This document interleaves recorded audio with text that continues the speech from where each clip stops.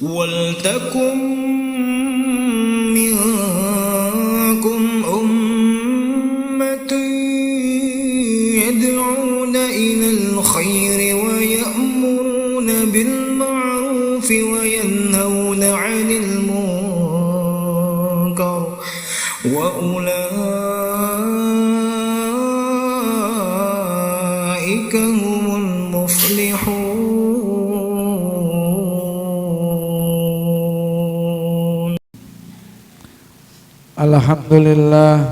Alhamdulillahilladzi nahmaduhu wa nasta'inuhu wa nastaghfiruh wa na'udzu billahi min syururi anfusina wa min sayyiati a'malina may yahdihillahu fala mudhillalah wa may yudlilhu fala hadiyalah.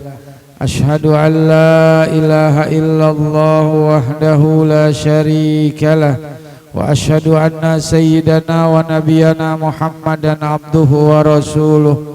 Allahumma salli wa sallim wa karrim wa barik ala sayyidina Muhammadin wa ala alihi wa sahbihi ajma'in.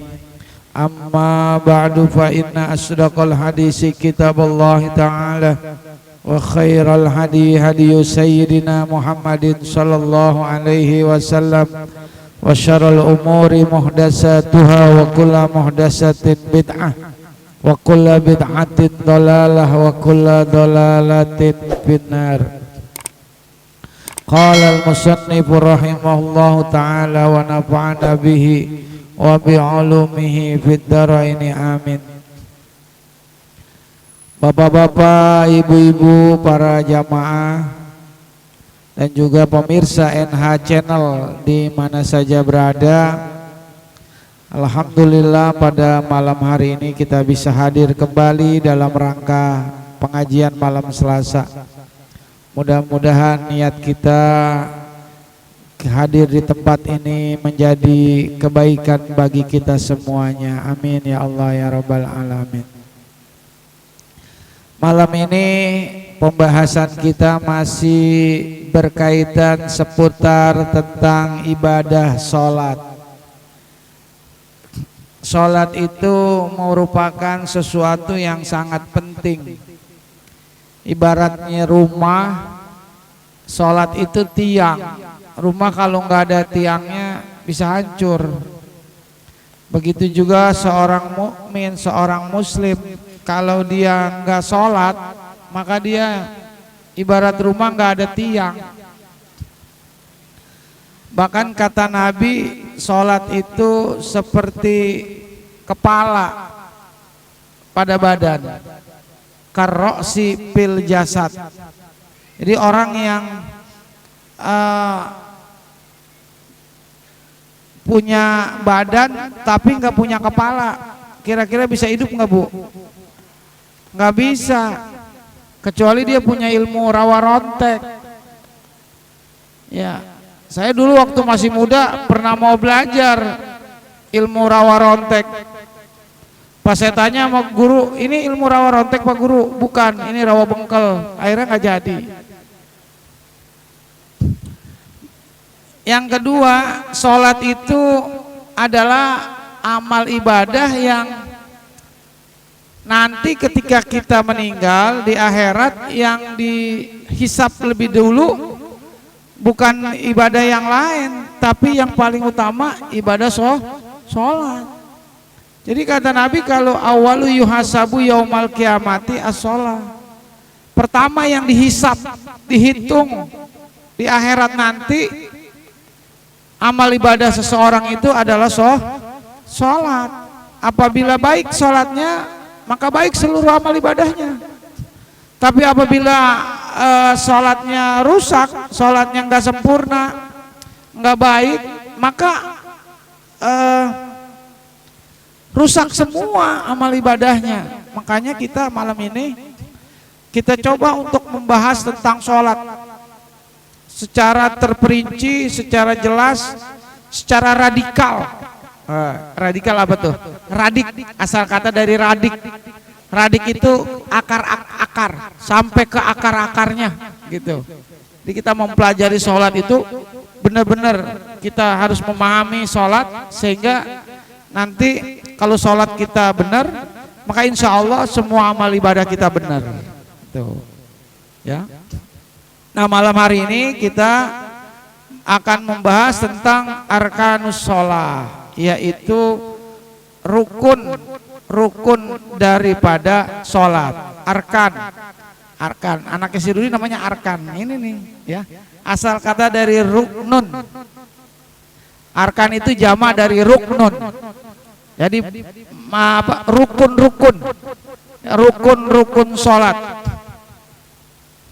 Faslun fi bayani arkanis sholat, pada menjelaskan tentang rukun sholat.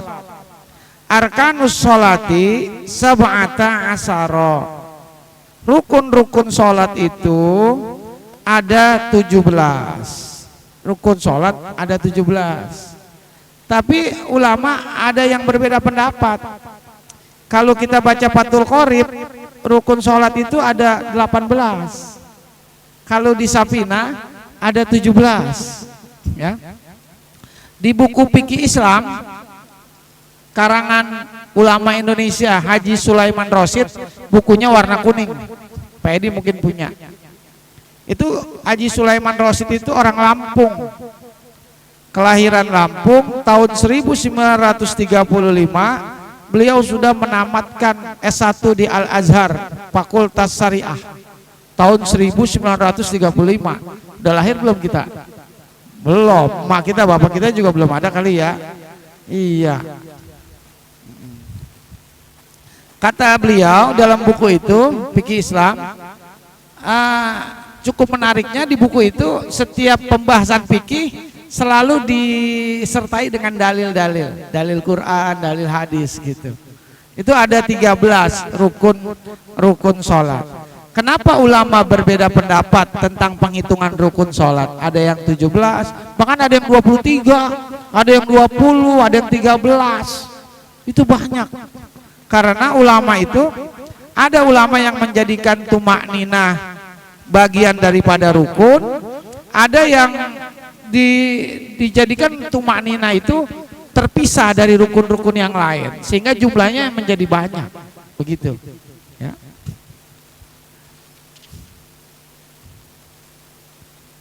Wa hadhihi tariqatu man ja'ala tumakninati fi mahalliha arba'i arkanan mustaqbilatan kama fi raudhah. Jadi ada yang menjadikan tumakninah itu menempati 4 tempat di dalam rukun, sebagaimana disebutkan di dalam kitab Ar-Raudhah. Wa addaha ba'duhum samaniyata asara bi ziyadati niyatil khuruji minas shalah. Ada yang menghitung sebagian ulama rukun sholat itu 18, karena dengan menambahkan daripada niat keluar daripada sholat.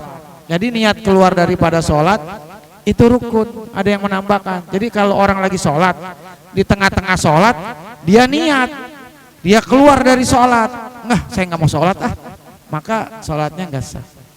Gitu. Jadi kalau lagi sholat tiba-tiba niat nggak mau sholat, nah berarti sholatnya batal. Gitu. Ya.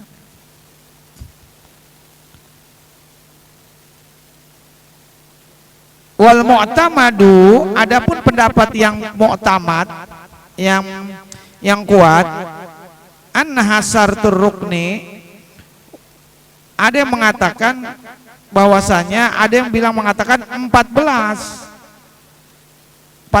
Wal mu'tamadu annaha hayatun lil niyati. Ada yang mengatakan bahwasanya perbuatan daripada niat itu, wa minhum man ja'alaha nis'at, ada 19. Ada yang mengatakan nis'ata asara, ada 19 bija'lil husu'i ruknan, dengan menjadikan husu itu sebagai rukun. Jadi ada ulama fikih yang menjadikan husu sebagai rukun. khusyuk, sholatnya harus fokus, bener-bener nggak mikirin apa-apa. Wah, kalau khusyuk masuk ke dalam rukun sholat, bisa-bisa kita sholat nggak ada yang khusyuk, ya kan? Allahu Akbar, kita mikirin pala bandeng di rumah, dimakan anak apa enggak ya? Waduh, jangan-jangan dimakan kucing begitu. Akhirnya jadi nggak khusyuk, sholatnya nggak sah. Tuh. Tapi kebanyakan ulama tidak memasukkan khusyuk sebagai, itu adalah pendapat daripada Imam Ghazali. Jadi Imam Ghazali itu yang menjadikan khusyuk itu wa ila wa minhum ja'alaha akal Ghazali. Imam Ghazali yang menjadikan khusyuk itu sebagai rukun, sedangkan Imam Syafi'i tidak memasukkan khusyuk sebagai rukun gitu. Jadi kalau dalam tasawuf emang sholat harus khusyuk. Salah satu cara khusyuk sholat itu ya harus memperhatikan apa yang dibaca gitu. Kita kadang-kadang suka lupa sholat ya, itu tandanya kita tidak khusyuk. Tapi sangat sulit sekali kita untuk khusyuk dari awal sampai akhir.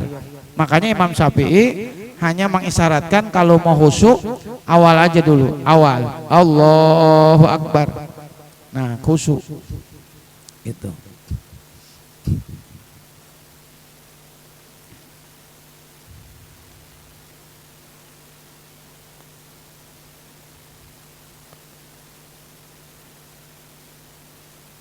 Wal mu'tamadu ma fil minhaji, dan pendapat yang juga ada pendapat yang kuat dalam kitab Minhaj wa ghairihi man ja'alaha salasata asyara, 13 rukun daripada salat, bi ja'lil tuma'ninati, dengan menjadikan tuma'ninah hayata bentuk tabi'atun yang mengikuti lirukni dari kepada rukun. Jadi ada yang mengatakan 13. Jadi kenapa 13? Karena tumanina tidak dimasukin sebagai rukun tersendiri. Jadi tumanina itu, diam itu dalam sholat itu masuk ke dalam rukun-rukun yang sudah ada. Kayak tumanina dalam ruku, tumanina dalam sujud, begitu. Jadi bukan bagian dari rukun gitu.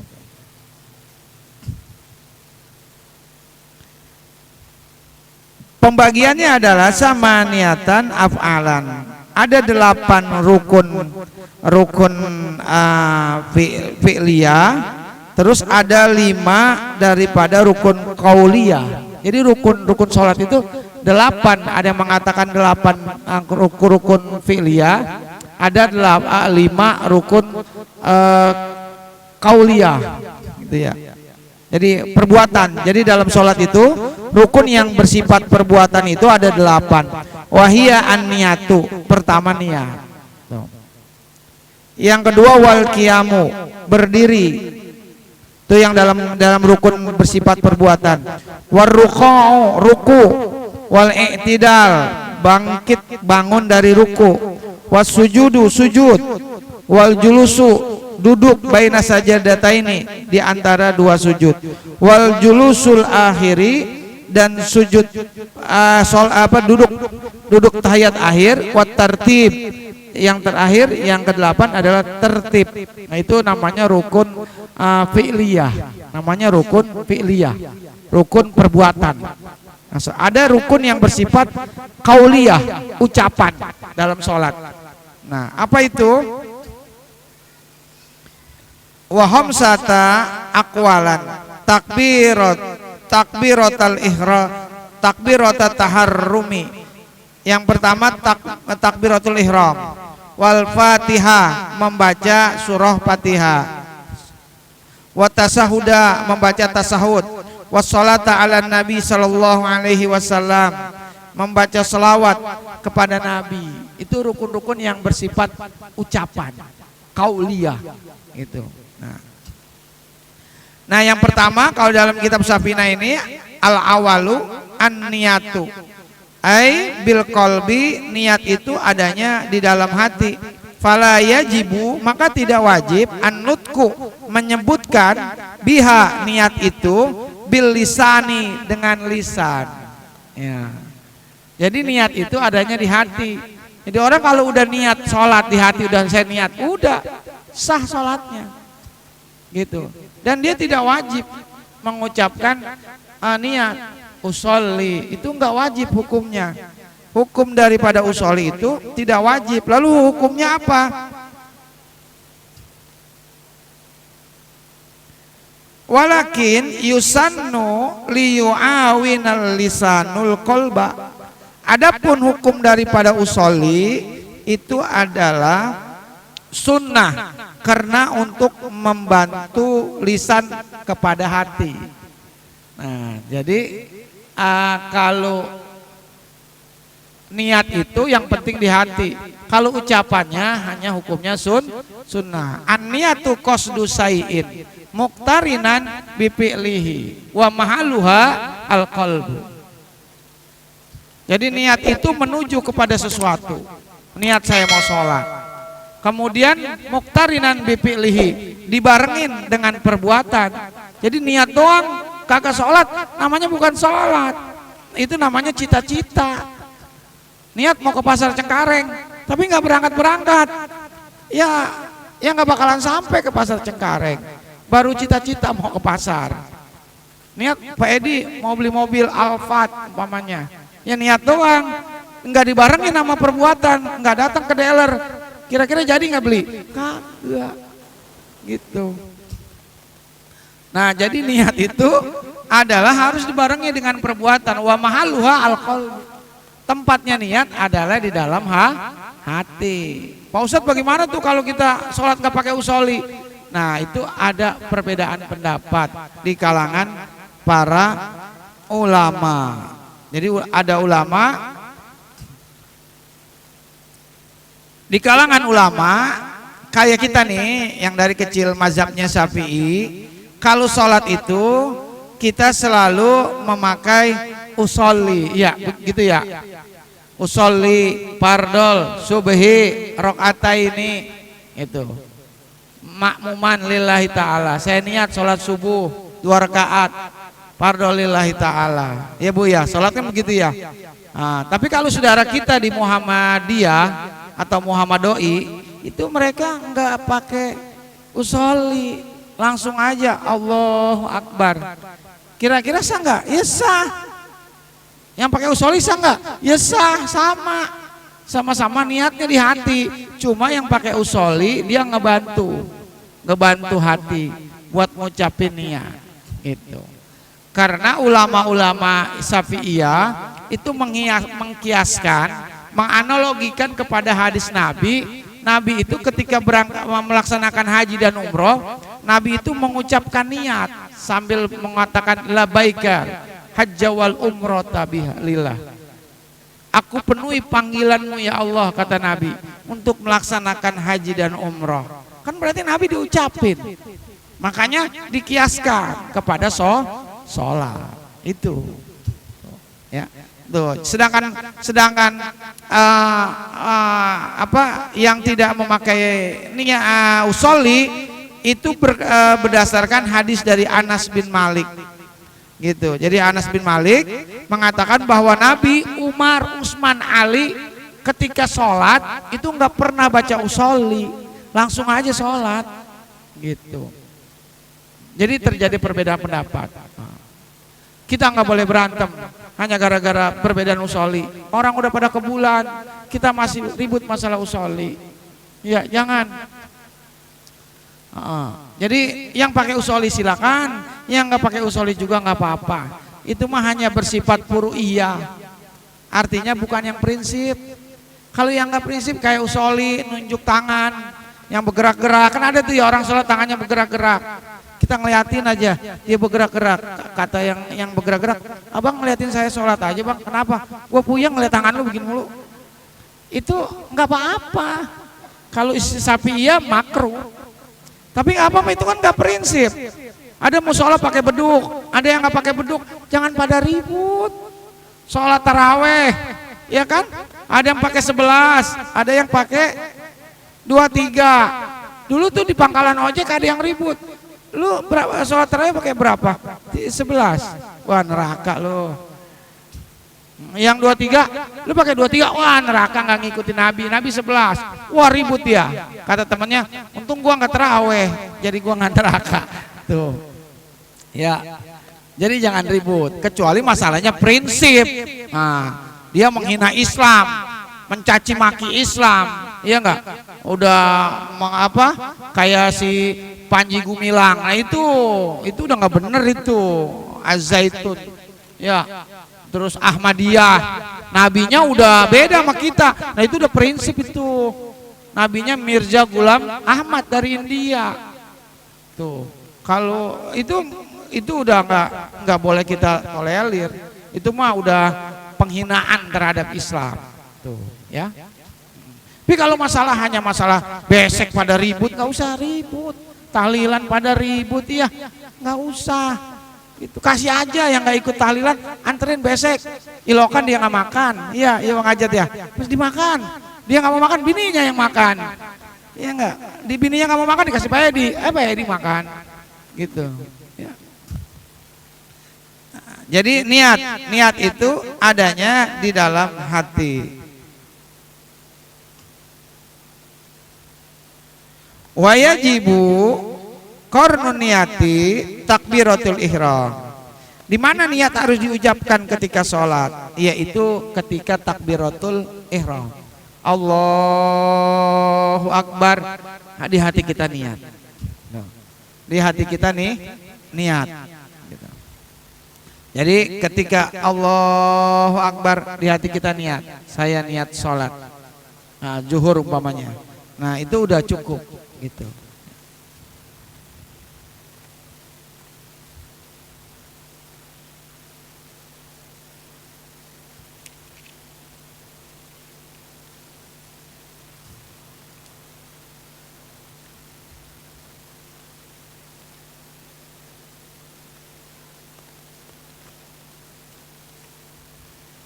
Wala ibrata binutqil lisani bikhilafi ma fil qalbi.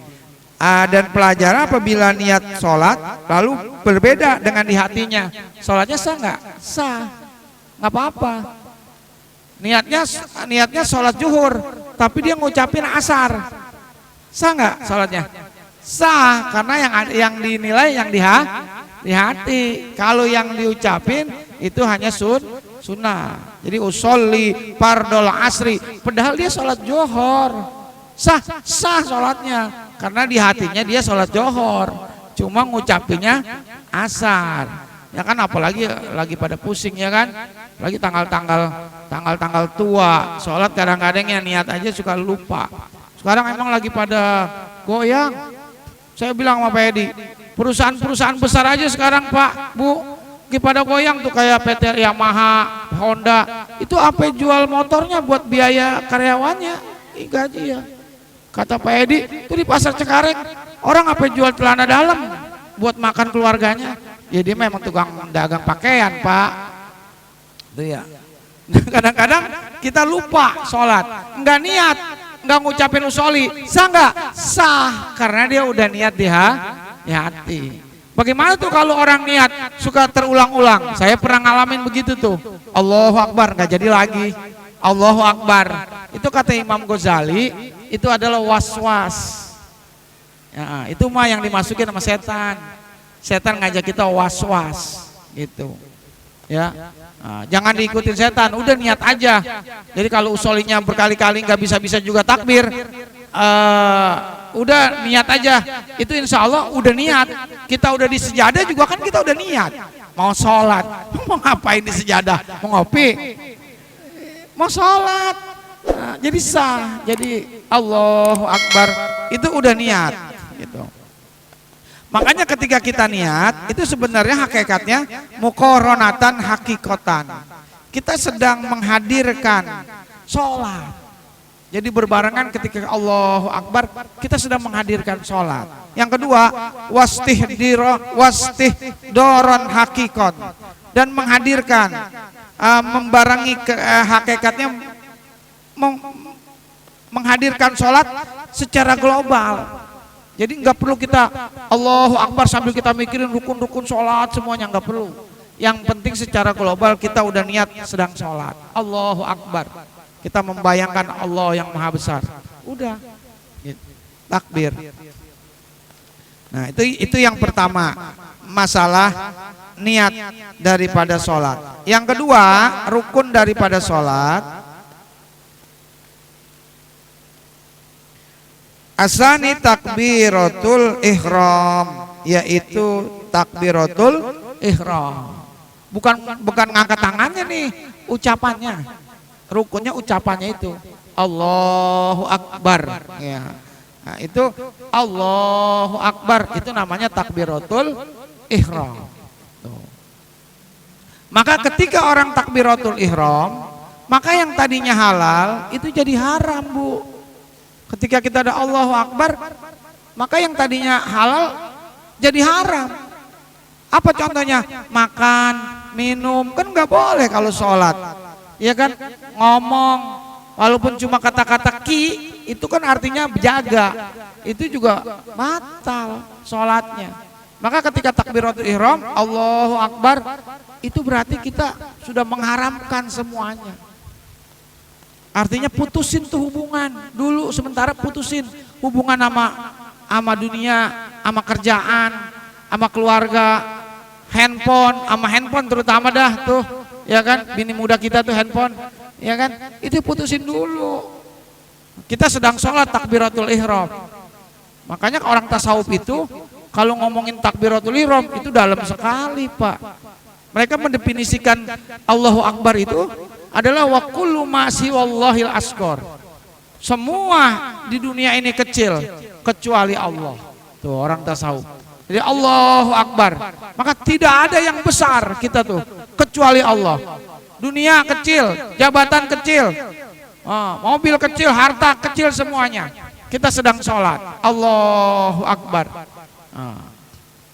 Cuma apakah kita sudah dari sholat kita mampu membesarkan Allah ketika takbiratul ihram itu? Apakah kita udah membesarkan Allah dalam hidup kita? Jangan-jangan yang kita besarin harta, pangkat, jabatan, dunia. Kalau waktu sholat biasanya entar-entar aja Ibu ya. Apalagi lagi nyuci piring, tanggung. Lagi nyuci baju, tanggung. Lagi nyari kutu, ibu-ibu terutama nih nyari kutu. Masih ada Ibu ya nyari kutu ya? Ya nggak usah pakai peditok Bu, peditok. Ya, ya.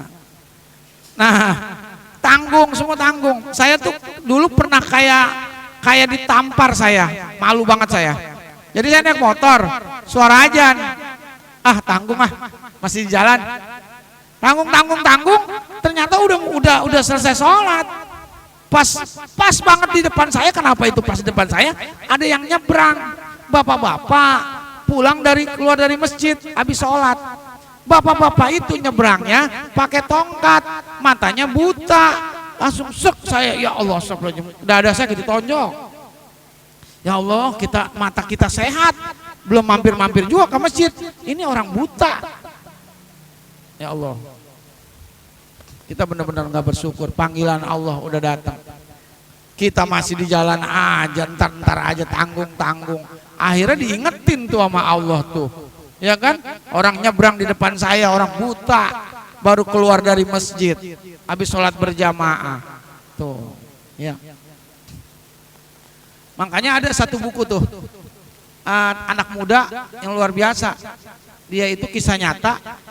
Ketika dia kerja, dia kalau nerima telepon dari bosnya dalam kondisi apapun, siap bos. Begitu kayak Bang Umar, Bang Agus nerima telepon, siap komandan, perintah komandan. Begitu ya kan, kalau polisi, wow siap terus. Tapi giliran yang manggil Allah, padahal yang ngasih rezeki mah Allah, yang ngasih hidup Allah, ntar aja. Akhirnya dia pusing tuh. Kalau bos aja kita langsung. Kalau giliran dipanggil sama Allah aja sholat, ntar aja. Akhirnya dia berpikir, merenung. Akhirnya dia bilang ke pimpinannya, Pak, saya mau ngundurin diri Pak. Kenapa emang alasannya? Saya udah nggak mau jadi karyawan lagi. Kenapa? Habis saya kalau panggilan Bapak saya duluin. Giliran panggilan Allah Tuhan saya belakangin. Saya jadi pusing Pak. Udah saya nggak mau, sekarang saya mau mendahuluin Allah aja Pak, ketimbang Bapak. Akhirnya dia berhenti. Kan direkturnya jadi bingung. Lah baru kali ini ada karyawan berhenti gara-gara masalah panggilan azan. Akhirnya dipikirin, direnungin. Ternyata direkturnya juga mikir, merenungin orang Islam juga. Oh iya benar juga ya. Saya juga sama. Giliran rapat aja, sholatnya entar. Kok dikodok lagi. Akhirnya datenginlah tuh karyawannya. Udah, kamu gak usah keluar, kamu tetap kerja sama saya. Tapi gaji kamu saya naikin 4 kali lipat. Oh, masya Allah. Tuh, kalau orang mendahuluin panggilan Allah, Allah akan mendahulukan rezekinya buat orang itu. Tapi kalau kita ngebelakangin Allah entar aja, rezeki Allah juga datangnya belakangan. Begitu. Mau kemana-mana nih, kalau kita antar aja sholat, biasanya di jalan ada aja kejadian ya. Ada aja di jalan, macet lah, ban kempes lah. Tapi kalau kita sholat dulu, biasanya jalan insya Allah lancar gitu. Jadi takbiratul ihram, membesarkan Allah gitu ya. Nah itu rukun itu. Kalau tangan mah sunnah, ya kan? Allahu Akbar. Ada yang tangannya begini, ada yang begini, begitu ya. Nah itu masing-masing aja gitu. Ada yang begini di bawah, kalau kita kan di bawah kuping ya. Ada yang agak begini gitu. Tetangga saya tuh begini dia tuh, begini. Saya takut juga sama dia. Iya, takut kena ininya. Iya. Untung saya punya beksi ya dikit-dikit. Iya, saya pernah dikerubutin orang, 5 orang. Saya nggak kabur. Orang saya dipegangin. Ya, selanjutnya yang ketiga, rukun sholat al-salisu al-qiyamu ala qadiri fil fardi, yaitu berdiri atas orang yang mampu pada sholat fardu. Nah, kalau sholat sunnah duduk boleh, nggak apa-apa. Sebab Nabi sholat sunnah di atas kendaraan, di atas onta. Tapi kalau sholat wajib itu wajib berdiri bagi yang memang kuat. Berdiri itu artinya meluruskan tulang punggung. Bahkan kalau kita berdiri sholat begitu nih, kita luruskan, kita nunduk, itu hukumnya sunnah. Sholat jangan anggak begini, kayak ikan mujair begini tuh. Sunnah menunduk gitu ya, berdiri. Bagaimana kalau dia berdiri nggak bisa dibantu orang lain? Boleh. Jadi orang lain itu diriin dia buat sholat, tapi orang itu jangan megangin terus dari awal sampai akhir gitu. Biar dia berdiri. Kalau dia nggak bisa berdiri juga, dia boleh duduk gitu. Atau dia berdiri pakai tongkat, boleh nggak sholat pakai tongkat? Boleh. Kalau pakai tongkat itu sampai selesai boleh. Jadi pegangan tongkat aja sholatnya, itu boleh. Gitu ya. Bahkan Nabi pernah bersabda kepada Imran bin Husain waktu lagi beliau Imran itu sakit wasir, kata Nabi, kamu sholat berdiri, kalau nggak bisa berdiri duduk, kalau nggak bisa duduk boleh sambil celentang atau berbaring. Tuh, sholli qa'iman fa illam tastati qa'idan. Tuh. Fa illam tastati fa ala jambin. Nah, jadi apabila engkau sholat berdiri, kalau nggak bisa berdiri boleh duduk. Kalau nggak duduk boleh berbaring. Jadi ini menandakan selama orang masih punya iman, dia nggak boleh ninggalin sholat, gitu. Ya, selama orang itu masih la ilaha illallah, dia nggak boleh ninggalin sholat. Kondisi apapun dia harus sholat. Tuh. Jangan masalah sholat diremehin. Hajatan aja nikahan nggak mau sholat ya Bu ya. Pengantin nggak sholat, besan mertua nggak pada sholat, maghrib nerima, harusnya masuk ke dalam sholat dulu, gitu. Terus yang ngasih amplop gimana? Suruh yang orang lain dulu, mertua suruh. Gitu, biarin aja, ntar habis sholat baru. Tuh, orang hajatan kagak sholat, gitu ya. Jadi berdiri. Lalu bagaimana kalau tiba-tiba dia lagi berdiri nih sholat, kemudian dia nggak kuat, dia boleh sesuai kemampuannya, dia boleh duduk. Pamannya kita lagi di perahu nih sholat, lagi berdiri di perahu di kapal gitu ya, kepala kita pusing, maka kita boleh sholat duduk, sholat wajib boleh duduk. Kalau kepala kita pusing, ketika sholat di perahu, kan kalau di perahu mah goyang-goyang ya, goyang-goyang sholat itu. Nah, kalau dia sholat berdesak-desakan, nggak dapat tempat berdiri, dia duduk, maka kata ulama, ntar dia wajib mengkodok sholatnya. Kalau dia alasannya berdesak-desakan, tapi kalau alasannya dia sakit, maka dia boleh, dia nggak mengkodok lagi, dianggap sah sholatnya. Nah itu seputar tentang sholat. Jadi ada tiga aja dulu ya Bu ya. Ini bapak-bapak rukun daripada sholat. Yang pertama niat, yang kedua takbiratul ihram, yang ketiga adalah berdiri. Adapun yang keempat membaca Quran, insya Allah pada Selasa ke depan kita lanjutkan kembali. Mudah-mudahan ada manfaatnya. Wassallallahu ala sayyidina Muhammad walhamdulillahi rabbil alamin. Ada pertanyaan silakan. Silakan. Yang bertanya silakan. Iya, Pak Ahmid.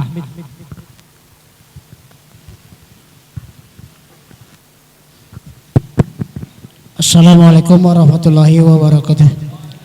Saya ingin menanyakan Pak Ustadz, kami kemarin sholat zuhur. Setelah sholat zuhur kita sholat surah bada duhur. Sholat bada duhur. Sholat zuhur. Sunnah ya. Sholat sunnah. Setelah bahasa sholat duhur langsung sholat sunnah bada luhurnya bada. Luhur. Nah ya, saya lagi sholat 2 rakaat badiah. Ada jamaah datang, ya kita lagi sholat sunnah. Dia nyolek belakang saya, dikira saya sholat. Dia nyolek. Wajib ya. Mohon bagian keterangannya Pak Ustadz. Terima kasih. Wassalamualaikum warahmatullahi wabarakatuh. Ada orang kata Pak Amit lagi sholat sunnah. Ada orang ikut sholat wajib. Sah nggak sholatnya tuh makmumnya? Sah nggak? Sah. Karena dia nggak tahu dia sholat sunnah. Gitu. Boleh. Yang penting sholatnya sejenis. Tapi kalau sholatnya nggak sejenis, nggak boleh. Gitu. Contohnya apa? Sholat jenazah. Masa makmuman sama orang lagi sholat jenazah? Wah obatnya habis tuh berarti anak. Gitu. Nggak boleh. Jadi yang sejenis boleh, dia lagi sholat sunnah, kita ikut. Kita mah sholat wajib bermakmum. Itu insya Allah sah. Boleh Pak. Nah, soal bapak nepok pundaknya, itu sampai sekarang saya belum ketemu itu ngaji. Itu ngikutin siapa nepok pundak? Sampai sekarang bapak-bapak yang tahu dalilnya, saya minta dah. Apa ada hukumnya nepok pundak? Itu nggak ada. Itu orang lagi sholat jadi nggak husu, iya kan? Ditepok pundaknya, iya, ditepok pundaknya begini. Udah ikut aja, nggak perlu pakai nepok pundak. Yang penting dia lagi sholat. Jangan kayak di WA, di video di WA tuh kiriman siapa itu, iya kan? Itu orang sholat pamit, Allahu Akbar, orang di depan lagi sedekap, ternyata lagi main HP, lagi main HP. Itu jangan, gak sah. Itu ada di WA itu ya. Nah, ada lagi silakan. Siapa lagi yang mau bertanya silakan. Masih ada kesempatan, ada. Ibu-ibu ada ibu? Ibu-ibu ada. Ibu-ibu mah ada ibu ya. Yang nanya nggak ada. Ya, udah paham kali ibu-ibu mah. Ya. Kalau tidak ada cukup Ustaz ya. Astagfirullahaladzim, astagfirullahaladzim, walakal hamdu ya ma'bud, Allahumma sholli wa sallim ala sayyidina Muhammad. Alhamdulillahirabbil alamin, hamdan yu'afi ni'amahu yukafi mazidah. Ya Rabbana lakal hamdu kama yanbaghi li jalali wajhikal karim wa jami sultanik. Allahumma sholli wa sallim ala sayyidina Muhammad. Allahumma ighfir lana dzunubana wa li walidina wa li masyayikhina wa li jiranina wa liman haqqun alaina. Allahumma aghlina bil ilmi wa zaina bil ilmi wa akrim bit taqwa wa jambil afiyah. Allahumma inna nas'aluka al huda wat tuqa wal afafa wal ghina Allahumma aksir amwalana wa barik fima ataitana. Allahumma innaka antas syafi la syafi'a illa anta syifaan ajilan la yughadiru saqaman. Allahumma ja'al auladana auladan solihin wa banatina banatin solihatin nafi'ina lana wa liyamatil muslimin. Rabbana zalamna anfusana wa illam taghfir lana wa tarhamna lanakunanna minal khasirin. Rabbana atina fid dunya hasanah wa fil akhirati hasanah wa qina azabannar. Wa sallallahu ala sayidina Muhammad walhamdulillahi rabbil alamin.